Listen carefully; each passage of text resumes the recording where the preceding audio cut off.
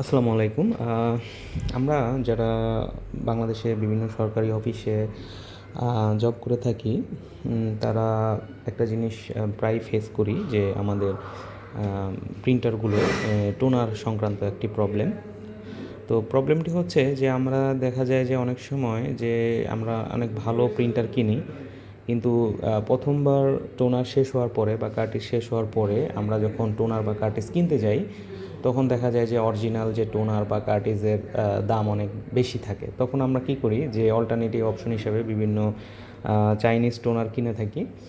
তো সেখানে যেটা দেখা যায় ওই টোনারগুলো আনার পরে যে একটা মেসেজ দেখায় যে টোনার মিসম্যাচ, হ্যাঁ, বা টোনার টোনারটা ওই প্রিন্টারের সাথে কমপ্লাই করছে না, যদিও টোনারটা ওই মানে আপনার যে প্রিন্টার আছে সেখানে সেট হয়েছে, বাট কমপ্লাই করছে না। তো এই ধরনের সমস্যাগুলো হয় যখন ধরেন আপনি এই ধরনের চাইনিজ টোনার কিনবেন।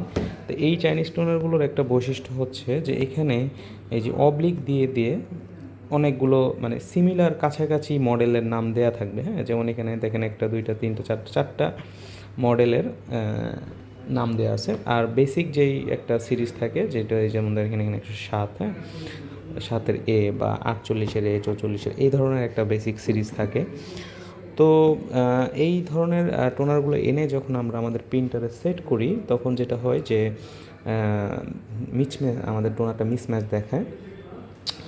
তো এই সমস্যাটি নিয়ে এই সমস্যাটার সলভ নিয়েই আজকে কথা বলবো। তো প্রথমে দেখেন যে অরিজিনাল যে টোনারগুলো থাকে ওগুলোর গায়ে একদম ওই ওই নির্দিষ্ট প্রিন্টারের নাম, প্রিন্টারের মডেল নাম্বার সব কিছু ওইভাবে লেখা থাকে। টোনারটা একটু বড় হয়, ভারী হয়, হ্যাঁ। আর যেগুলো হচ্ছে মানে আমরা চাইনিজ কিনি, যেমন যেমন এইটা যদিও এই প্রিন্টার একই প্রিন্টারের টোনার না, এটা আরেকটা প্রিন্টারের টোনার। জাস্ট ভিডিও তৈরি করার জন্য আমি আজকে আপনাদের দেখাচ্ছি। যেমন এইটা হচ্ছে একটা চাইনিজ টোনার। তো এই সমস্যার ক্ষেত্রে আপনারা যেটা করবেন, যেমন দেখেন প্রতিটা টোনারে একটা চিপ থাকে, যেমন এখানে এখানে একটা চিপ আছে, ছোটো একটা চিপ থাকে, হ্যাঁ, অথবা এই যে এখানে দেখেন এখানে একটা ছোট্ট একটা চিপ আছে।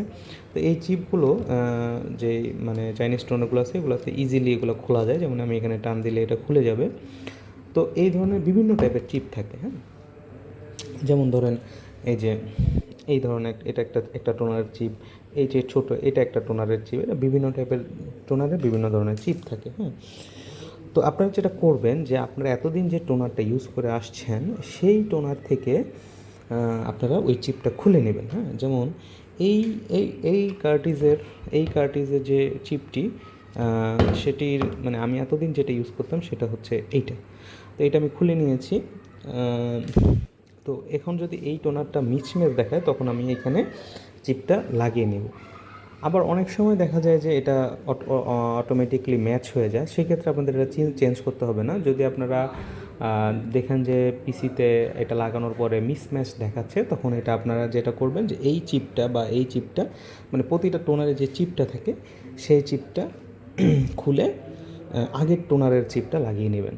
তো এখানে আরেকটা যেটা ইম্পর্টেন্ট জিনিস সেটা হলো যে যখন আপনারা প্রিন্ট দিতে যাবেন তখন দেখা যাবে যে কার্টিজ লো, যদি আগের টোনারের চিপটা লাগান। তো ওইটা নিয়ে অরিড হওয়ার দরকার নেই, কারণ ওইটার মেমোরি আগেরটার আছে যে এটার কার্টিজটা লো হয়ে গেছে।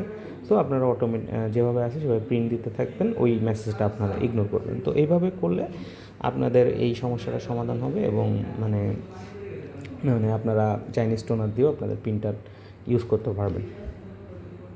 তো ধন্যবাদ সবাইকে, ভালো থাকবেন, সুস্থ থাকবেন।